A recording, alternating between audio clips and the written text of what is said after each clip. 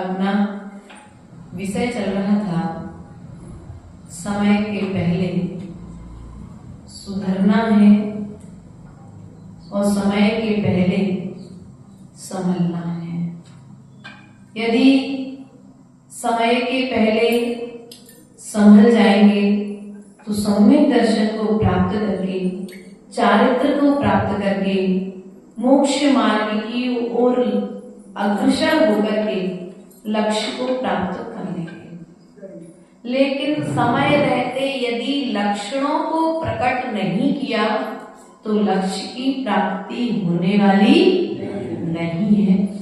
इस बात को हमने पूर्व की कारिकाओं के माध्यम से जाना था। आज पुनः कारिका नंबर 6 के माध्यम से छैडाला ग्रंथराज में हम सभी प्रवेश करेंगे।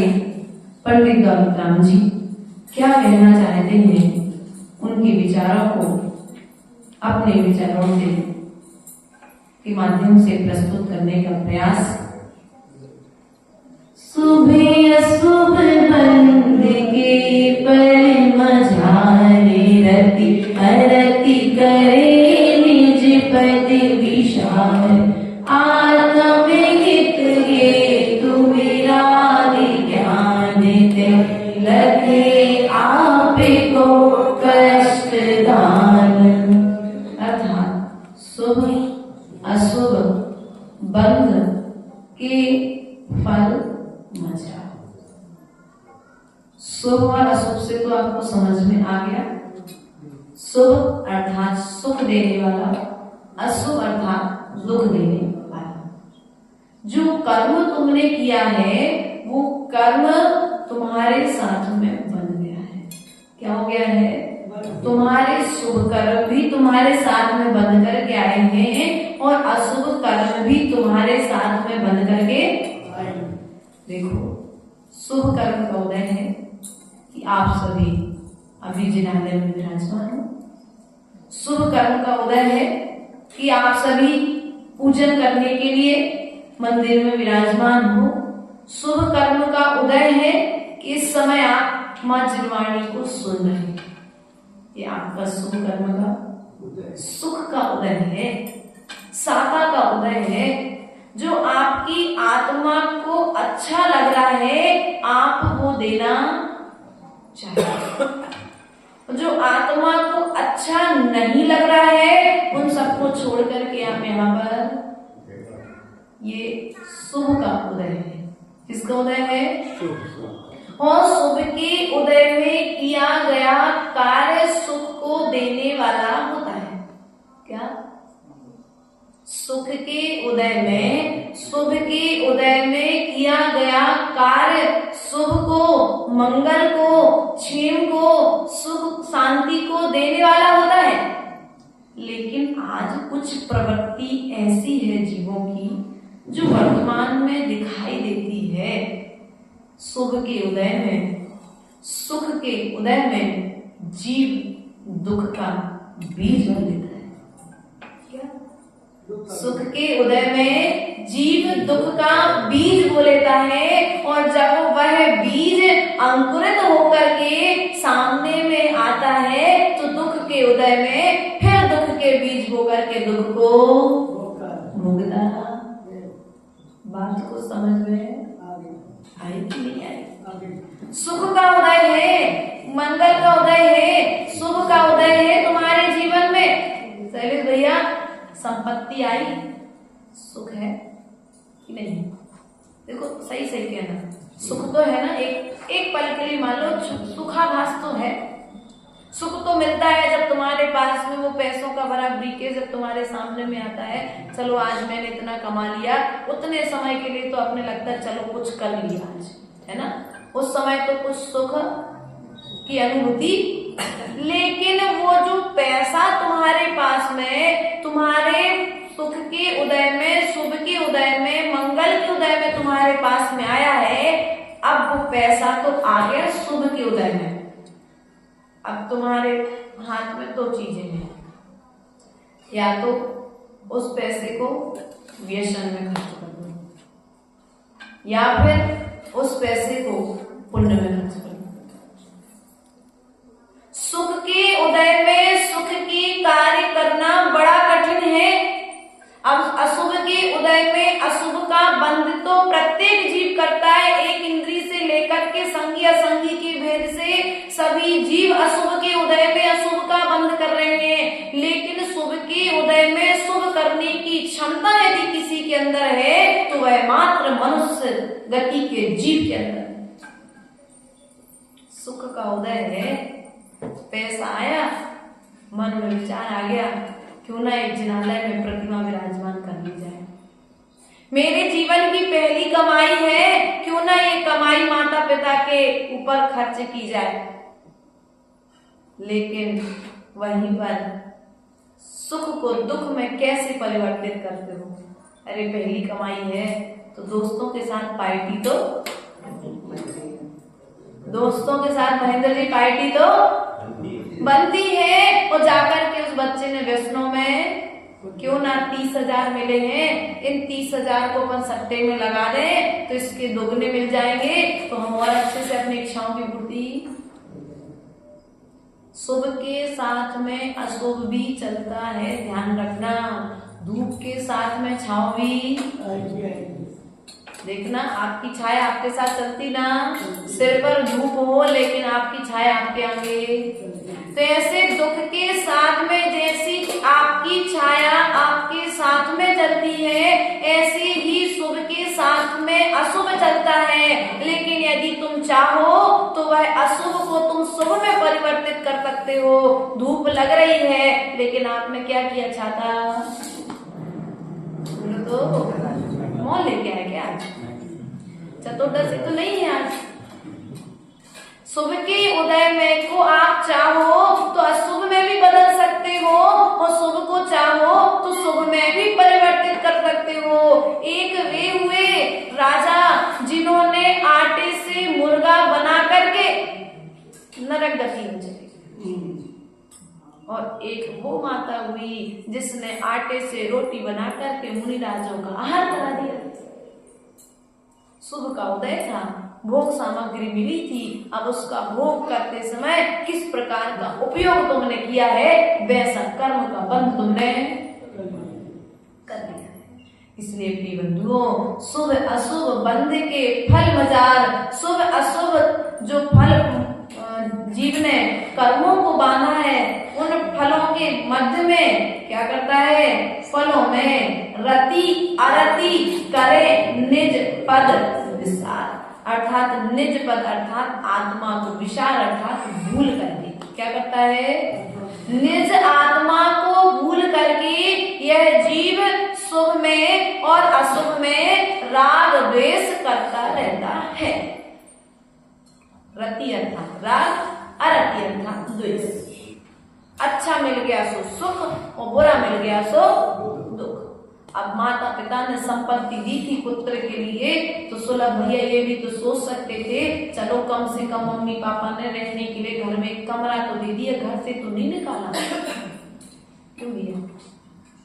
लेकिन सुलभ को दुख इस बात का है कि मम्मी पापा ने बड़े भैया को पूरी संपत्ति दे दी और हमें थोड़ी सी एक कमरा बस दिया। अब वो शुभ के उदय में भी अशुभ का बंध सत्य सामने दिख रहा है, न्याय सामने दिख रहा है, लेकिन फिर भी व्यक्ति अपने कर्मों को दोष ना दे करके, पर को दोष दे करके, नए कर्मों से बंध करके उन्हें फिर दुख रूप में भोगता रहता है कि नहीं रहता है। इसलिए प्रिय बंधुओं, कर्म सिद्धांत पर विश्वास रखो, जो तुम्हारे पास में आज है वो पर्याप्त है। भगवान को धन्यवाद दो, रोज धन्यवाद दो भगवान को, ये भगवान आज मेरा जीवन धन्य हो गया कि आज मेरे पास कोई बड़ा व्यापार नहीं है ना, इसलिए मैं आपका अभिषेक का कलश उठा पा रहा हूं। भैया ऐसे ऐसे जीव देखे हैं, मिले हैं कि करोड़ों की संपत्ति दान कर देंगे, लेकिन भगवान का अभिषेक का कलश नहीं उठा पाएंगे, समय नहीं उनके पास। माता जी आप जैसी कहो हम आपकी वैसी व्यवस्था कर देंगे, लेकिन आप कहोगे हम आपके साथ रोज विहार में चले तो वो संभव धन्य है। चंद्रगुप्त मौर्य भद्रभाहु स्वामी का शिष्य जो राजा था, और राजा होते हुए उसने भद्रभाहु स्वामी का पूरा दक्षिण प्रांत की यात्रा कराई, स्वयं साथ में चल करके गया, स्वयं चौका लगाया कर्मचारियों के भरोसे। आज भी कुछ भक्त जीव इस पृथ्वी तल पर ऐसे हैं, जो पन्ना वाला परिवार आता है ना नरेंद्र जी, उनका जो परिवार है आज भी वो ऐसे परिवार है कि जब भी गुरुदेव के विहार की आवश्यकता आती है तो अपने पूरे परिवार की टीम को लेकर के विहार कराने में पहुंच जाते हैं। कर्मचारियों की जहां आवश्यकता है वहां रहेंगे, लेकिन आहार देते समय तो हमारा पूरा परिवार एक एक साधु के साथ खड़ा रहेगा।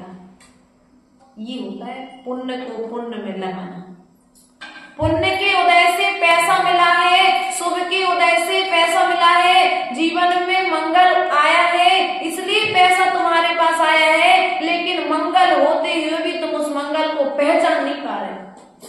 हमने ऐसा भी देखा भैया, शैलेश भैया, सत्येंद्र भैया, क्या नाम, शैलेंद्र भैया, हमने ऐसा भी देखा कि जीव पैसा देगा साथ में चलेगा, लेकिन साधु का अंदर आहार होगा, वो बाहर बैठ करके भोजनशाला की व्यवस्था देखेगा, मालिक वही है, लेकिन इसके मन में ऐसा विचार नहीं आएगा कि मैं स्वयं साधु की अंजलि में आहार दूं। इसलिए प्रिय बंधुओं, शुभ की पहचान करो, शुभ के समय में यदि शुभ करोगे तो अशुभ के बंध से बच जाओगे, तुम्हें कभी द्वेष करने की जरूरत ही नहीं पड़ेगी। भगवान को धन्यवाद दो, अपने आप को धन्यवाद दो कि मैंने पूर्व जन्म में कोई अच्छा कार्य किया था, देखो उसके फल से मुझे आज रहने के लिए अच्छा मकान मिल गया, खाने के लिए अच्छा भोजन मिल रहा है, पति बहुत अच्छा मिल गया, सास ससुर बहुत अच्छे मिल गए, लेकिन फिर भी सब कुछ बुरा क्यों लग रहा है? क्योंकि हम जैसा चाहते थे वैसा नहीं मिला। दुख का कारण मैं जैसा चाहती थी वैसा पति, मैं जैसी चाहती थी वैसी सास, तो दुख। अब सुख में भी दुख हो गया कि नहीं हो गया? यदि तुम चाहते तो सुख को सुख में भी परिवर्तित कर सकते थे, लेकिन तुमने क्या किया? सुख को भी दुख में परिवर्तित। धूप लग रही थी, तुमने छाया में छत्ता लगा लिया, सो धूप खत्म। तो दुख के उदय में भी सुख। युक्ति लगाई, धूप ज्यादा तेज हो रही थी, विहार करते करते थक गए थे, एक बड़ा सा पेड़ मिला, जाकर के पेड़ के नीचे बैठ गए थोड़ी देर के लिए। छाया जब हो गई, धूप का प्रकोप थोड़ा कम हो गया, तो आगे बढ़ गए। लेकिन अब हम कहते, अरे इतनी तेज गर्मी में विहार करा दिया, थोड़ा तो सोचते श्रावक लोग, कुछ विचार नहीं करते। अरे ठीक है, अब उनने गलती की है, शुभ का उदय था, वे यदि युक्ति नहीं लगा पाए तो हम तो युक्ति लगा सकते थे ना। हम उस उपाय को जो वो नहीं सोच पाए, उसको सोच करके, समता को धारण करके, दुख को भी सुख में परिवर्तित, द्वेष को शांति में परिवर्तित। लेकिन भीतर भीतर किसी कई बार देखने में आता है कि व्यक्ति मुख से कम कहता है, भीतर में द्वंद्व ज्यादा करता है। बाहर में आया हुआ द्वंद्व उतना खतरनाक नहीं है भैया, जितना द्वंद्व भीतर में चलता रहता है। और भीतर की कसाय, बाहर की कसाय तो क्षणिक होकर के चिंगारी की तरह उचटती और समाप्त हो जाती है, लेकिन जिनकी भीतर भीतर कसाय चलती है ना, वो दीमक की तरह शरीर को भी और सामने वाले को खोखला करके। इसलिए भीतर की कसायों का त्याग करने का पुरुषार्थ क्या करना है? हर चीज तुम्हारे लिए सुख का कारण है क्या? जो जो वस्तु तुम्हारे आसपास में है, वह सब वस्तु तुम्हारे लिए सुख का कारण है। शैलेश भैया आते हमारे पास जरूर पूछे, माता जी कोई तकलीफ तो नहीं? क्या कोई तकलीफ तो नहीं? तकलीफ यदि थोड़ी मोड़ी है भी, तो तकलीफ को परिवर्तित कहां से करना है? ज्ञान पूर्वक उसको सुख में परिवर्तित करके जीवन। लेकिन हम उस तकलीफ का ढिंढोरा पीटने लगे, अरे यार ऐसा कर दिया, थोड़ा तो सोचना चाहिए था। चिंगारी पैर पर नहीं रखते है ना, ध्यान रखना। अगर हम उस चीज का ढिंढोरा पीटने लगे भैया, अरे यार ले तो आए, कुछ व्यवस्था ही नहीं दे, कोई ध्यान ही नहीं रखते हैं, काय को लेके आ गए? जब व्यवस्था नहीं करनी थी, तो जब साधु का ध्यान नहीं रखना, तो और क्या करेंगे हम? इस चीज का तमाशा बोलो तो सामने वाले का तमाशा बना करके हम पे नीचे दिखाने का प्रयास। सामने वाले ने तुम्हारे जो अपशब्द कहे, उन अपशब्दों को सामने वाला सहन तो कर लेगा, लेकिन अगली बार किसी दूसरे साधु को लाने का पुरुषार्थ क्यों? क्योंकि तुम चाहते तो भैया नहीं, हम 90%, 95% सफल है, 99% सफल है। क्योंकि जब भगवान महावीर स्वामी का समोसन लगा ना भैया, तो जब उनकी क्वांटिटी देखते हैं ना, तो लाखों में व्यक्ति पहुंचे हैं। क्या करोड़ों की जनसंख्या तो उस समय भी थी, लेकिन लाखों की संख्या में लोग पहुंचे हैं। कहीं 3 लाख, कहीं 5 लाख, कहीं 10 लाख, ऐसी संख्या आई है ग्रंथों में। तो चिंता नहीं करना, यदि उस समय पर भी लोग नहीं पहुंच पाए समोसन में, तो इस समय पर नहीं आ रहे, तो इसमें अपना क्या दोष? इसलिए हम क्या सोचते हैं कि हमने जो कार्य किया हमें 100% मिलना चाहिए, और 100% के चक्कर में 99% की खुशी छोड़ देते हैं। 99% में खुश होकर के सुख का अनुभव करो।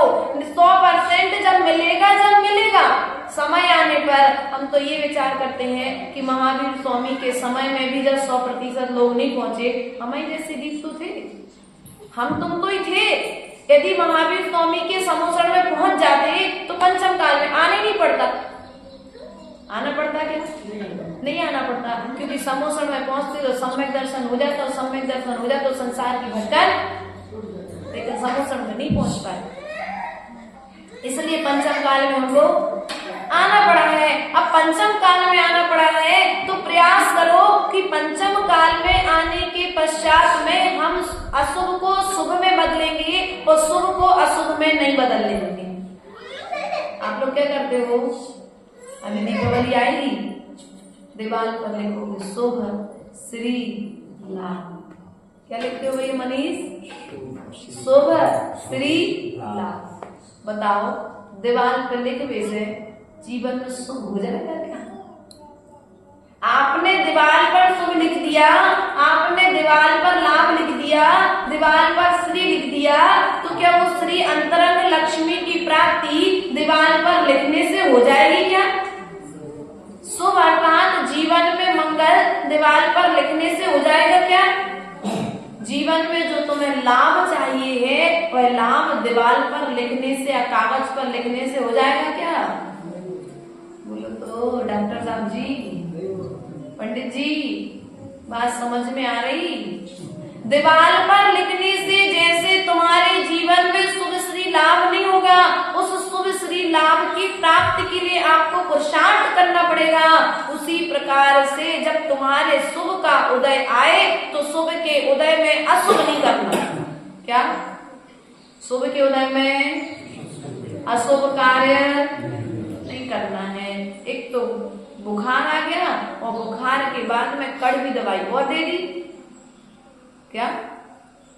एक तो मुंह कड़वा और कड़वे के बाद में कड़वी दवाई। अब बताओ कब कड़वे पे जब तुम एक तो कहते करेला और वो भी नीम चढ़ा, तो अब स्थिति क्या होगी? एक तो असाता वेदनी कर्म का उदय आया और उस असाता वेदनी के कर्म के उदय में तुमने हल्ला हो करके चिल्ला चोट करके नए कर्म को और बंद। अब बताओ समझदारी की बेवकूफी, मूर्खता की? तुम जानते तो सब हो, समझते सब हो, लेकिन करते कितने अच्छे से कह दिया हाँ माता जी, कुछ नहीं है। ध्यान रखना, आज जो बात समझ में आ रही है, जो बात आज तुम जानने का पुरुषार्थ कर रहे हो, वही बात कहीं न कभी जैसे जमीन में बोया गया बीज कभी न कभी उग करके पेड़ रूप में परिवर्तित हो जाता है। उसी प्रकार से आज तो तुमने जिनवाणी सुनी है वह इस भाव में नहीं, अगले भाव में नहीं, किसी न किसी भाव में आकर के चारित्र रूप में फलीभूत होगी। इस बात का सदा विश्वास रखना। इसलिए कभी भी कहीं पर भी कोई भी साधु हो, क्या कोई भी साधु हो, तुम तो पिच्छी कमंडल देखना, निर्दोष चारित्र देखना और उनकी देशना सुनने बैठ जाना। क्योंकि ध्यान रखना, जैसे माता पिता कभी अपने बच्चों का हित नहीं करते, उसी प्रकार से साधु संत भी कभी किसी समाज को गलत उपदेश। अब वो बात अलग है कि तुम्हारे पुण्य से हम यहाँ पर बैठ करके बोल देते हैं, तो तुम्हारे पुण्य के उदय से, तुम्हारे पाप के उदय से कोई साधु यदि तुमको गुस्सा हो जाए तो तत्काल ये नहीं समझना रे साधु तो गुस्सा करते हैं। क्या भैया शैलेश, आप एक महाराज जी के पास गए, एक श्रावक आया कल हमारे पास निवेदन करने, तो हमने कहा कभी कोई साधु कठिन नहीं होते, सब साधु सरल होते हैं। तो वो हंस पड़े, उनकी हंसी से थोड़ा सा हमको ऐसा लगा कि कुछ दाल में काला है। तो हमने उनसे कहा कि साधु कभी गलत नहीं होता। यदि क्षणिक कसाय कभी किसी कोई साधु को आ रही है तो समझ लेना कि वो तुम्हारा दोनों का पाप कर्म का उदय आया था। चाहते तो शैलेंद्र भैया पे भी कर सकते थे, चाहते तो मनीष भैया पे भी कर सकते थे, लेकिन सुलभ पे क्यों आई है? सुलभ पे गुस्सा क्यों आई? सुलभ पे गुस्सा इसलिए आई क्योंकि सुलभ का कोई पूर्व जन्म का कर्म था जो साधु के उस निमित्त से। लेकिन हमने क्या किया, तत्काल को देख कर के त्रिकाल का निर्णय कर दिया। जितने भी साधु होते हैं सब ऐसे ही होते हैं। अब हमें साधुओं के पास अंजन चोर जीवन भर चोरी करने वाला मोक्ष चला गया, और हम आज तक उसे चोर के नाम से जानते हैं। इसलिए ध्यान रखना, जो तत्काल में दिख रहा है वो त्रिकाल में क्या होगा इसका कोई भरोसा है क्या? इसलिए तत्काल को देख करके कभी भी त्रिकाल का निर्णय लेकर के मत बैठना। तत्काल की प्रवृत्ति को देख करके कभी त्रिकाल में उसको गांठ की तरह सिद्धांत मत बना लेना। नहीं वो व्यक्ति तो वैसा ही है, नहीं हो सकता है तुम्हारी धारणा उस व्यक्ति के प्रति वैसी बन गई हो, वो व्यक्ति अब परिवर्तित हो गया हो। क्योंकि जो कभी जाते थे कहाँ पर? मंत्रालय में, वे कभी जिनालय में भी देखे जाते हैं। जो कभी मंत्रालय में मदरा का प्याला लिया करते थे, कभी कभी उनके हाथों में अभिषेक का कलश भी दिखाई देता है। तो अभिषेक का कलश जो दिखाई दे रहा है, समझ लेना उनका पुण्य का उदय में अब उनका जो मंत्रालय जाना है, वो जिनालय आने से इतनी सद्बुद्धि मिलेगी कि मंत्रालय जाना उनका बंद हो जाएगा। इसलिए प्रयास और पुरुषार्थ हमारे लिए यही करना चाहिए कि शुभ के उदय में अशुभ के बंध से बचना है। हम सबसे बड़ी मूर्खता यही करते हैं कि शुभ के उदय में अशुभ का बंध कर लेते हैं, और अशुभ के उदय में जब अशुभ का उदय आता है तो पुनः और नए अशुभ का बंध कर लेते हैं। एक तो बुखार चढ़ा और कड़वी दवाई खा ली। अब ध्यान रखना, अब तुम बुखार तो चढ़ा है, कड़वी दवाई नहीं खाओगे तो बुखार भीतर ठीक होने वाला क्यों? शैलेश भैया, माता जी को दवाई खिलाते हो, कितनी कड़वी है, लेकिन फिर भी माता जी खा लेती ना। क्यों? क्योंकि उनको विश्वास है। किस पर? उस औषधि पर विश्वास है, उस डॉक्टर पर विश्वास है कि औषधि मेरे तन को स्वस्थ बनाएगी, और जब तन स्वस्थ रहेगा तो हमारी साधना आगे भविष्य में जाकर के अच्छी। जितना विश्वास तुमको उस औषधि देने वाले वैद्य पर है, उतना विश्वास यदि शिक्षा देने वाले गुरु पर हो जाए तो अंतिम समाधि मरण हो जाएगा। शिष्य को गुरु पर और रोगी को वैद्य पर सदा विश्वास होना चाहिए। यदि विश्वास नहीं है तो औषधि असर नहीं करेगी, और यदि गुरु पर विश्वास नहीं है तो आचरण में निखार नहीं आएगा। क्योंकि आचरण लेने के पश्चात में भी, चारित्र को धारण करने के पश्चात में भी चारित्र में निखार नहीं आ रहा है। इसका कारण है कहीं ना कहीं हमारे विश्वास में, क्योंकि कई लोग ऐसे देखे जाते हैं जो चारित्र को धारण करके निखर जाते हैं, और कई लोग ऐसे देखे जाते हैं जो चारित्र को धारण करके बिखर जाते हैं। कारण विश्वास में। शुभ के उदय में गुरु का उदय तो मिला, गुरु का सानिध्य तो मिला, लेकिन सानिध्य ना, उसका सानिध्य का सदुपयोग ना करने के कारण व्यक्ति उस शुभ को भी अशुभ में परिवर्तित करता ही नहीं करता है। हम तुम जैसे जीव हैं, संसार में भटकने का कारण यही है कि हमने शुभ में राग और अशुभ में द्वेष किया है। क्या? शुभ में राग और अशुभ में द्वेष करने के कारण हम आज संसार के दुखों को भोग रहे हैं। हमने पूर्व में प्रवचन में आपसे पूछा था, जब सांप आपके घर में घुसता है तब आप खुश होते हैं कि सांप घर से बाहर जाता है तब खुश होते हैं? भैया, मम्मा जी, छोटे बड़े, श्रेयस के पापा जी, ओम जी, सांप बहुत निकल रहे भी आपके घर में आसपास, हमको ऐसा समाचार प्राप्त हुआ। तो सांप जब घर में आता है तब आप खुश होते हो कि सांप जब घर से निकल जाता है तब खुश होते हो? चला जाता है। अच्छा, बस आचार्य गुरुदेव यहाँ पर कहते हैं सेम स्थिति कर्म की। क्या है? सांप के जैसे आते समय आप दुखी होते हो और सांप के जाते समय आप सुखी होते हो, लेकिन यहाँ पर आपको करना ऐसा है कि जो कर्म का उदय आपके सामने आया है, भले ही वह दुख रूप में आया है, लेकिन आपको उसके आते समय दुखी नहीं होना है।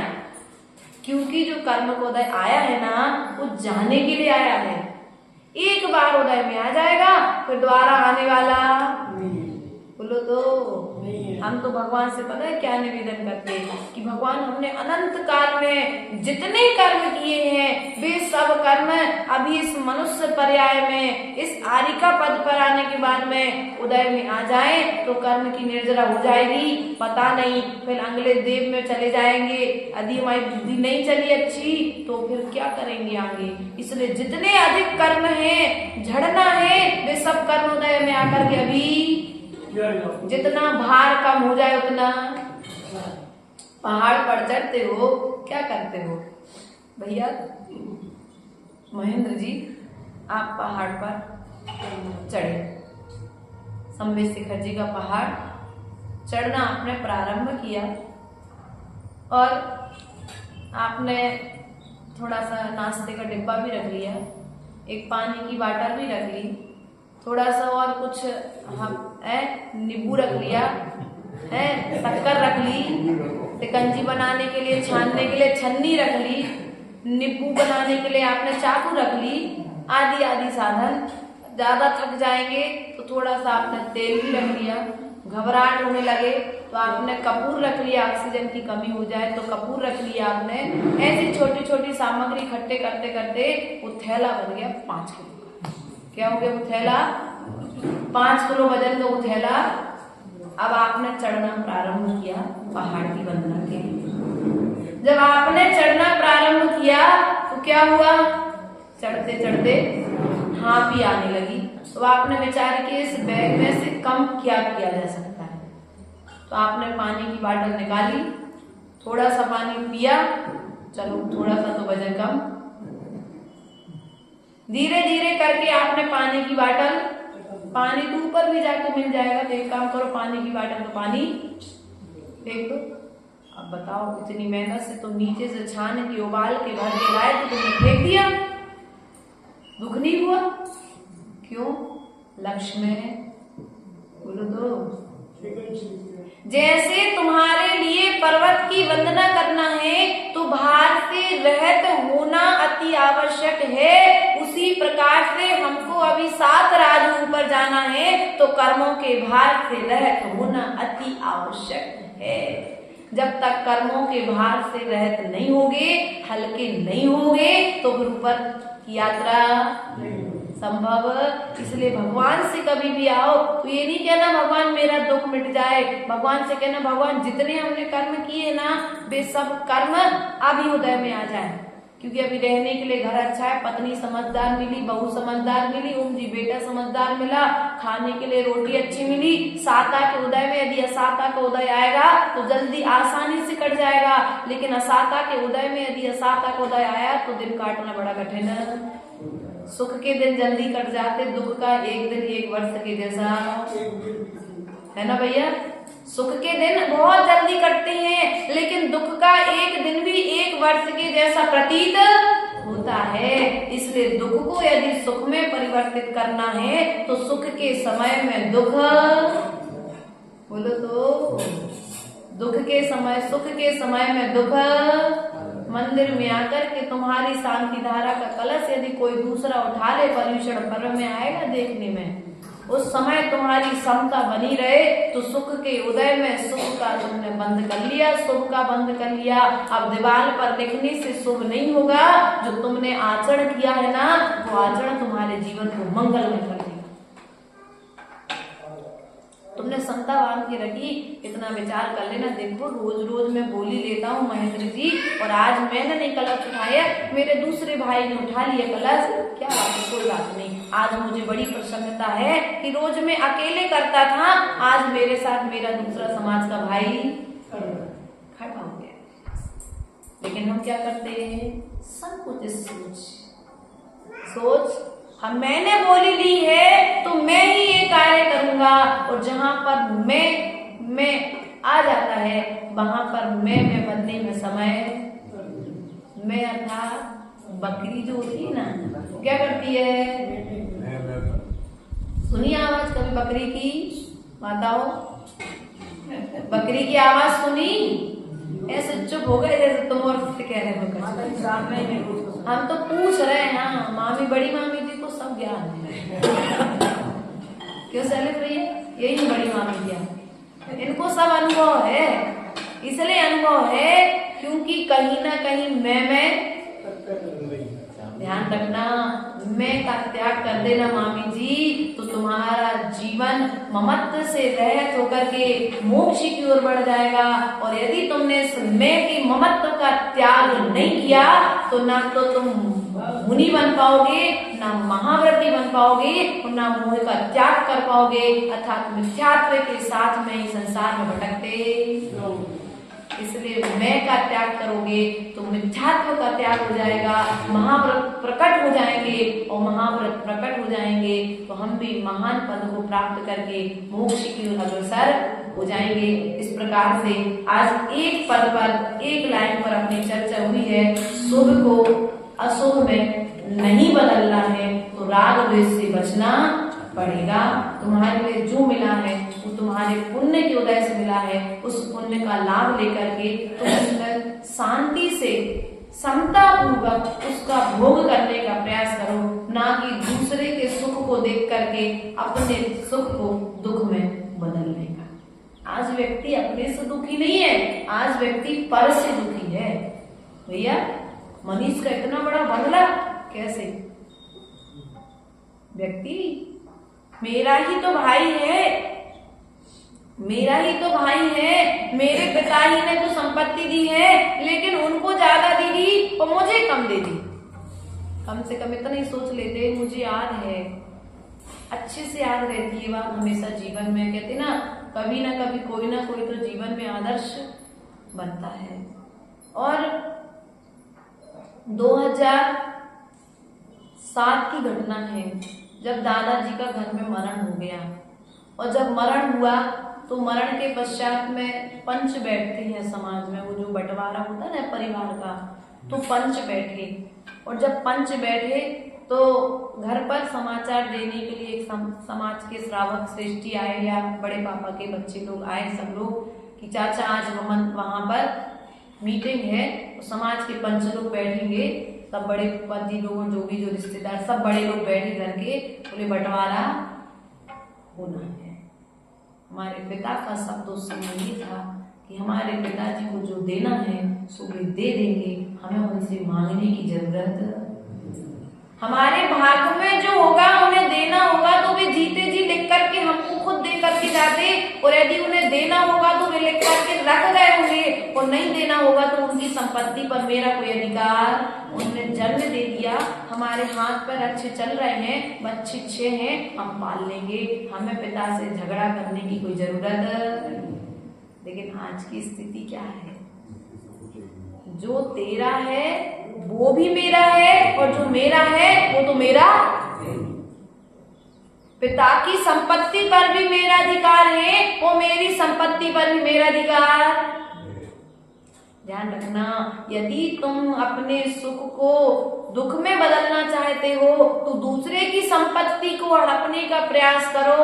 अगर तुम अपने सुख को सुख में परिवर्तित करना चाहते हो तो फिर जो है उसमें सुखी रह करके शांति से अपना जीवन व्यतीत करो। क्योंकि अंजना जब जंगलों में रही तो जंगल में भी उसे किसी भी तरह का अभाव महसूस नहीं हुआ। उसने यही विचार किया, चलो कम से कम जंगल में है तो कम से कम फल तो मिल जाते हैं, जंगल में है तो झरनों का पानी तो मिल जाता है, ऐसे स्थान पर तो नहीं है कि मुझे पानी भी नसीब ना हो। लेकिन व्यक्ति इतनी विशाल सोच में अपने विचारों में नहीं रख पाता है और सुख को दुख में परिवर्तित करके दुखी होकर के संसार में भटकता रहता है। इस प्रकार से हम पुनः इसी काव्य को कर लेंगे। बोले परम पूज्य आचार्य गुरुवर विभव सागर जी महाराज की जय।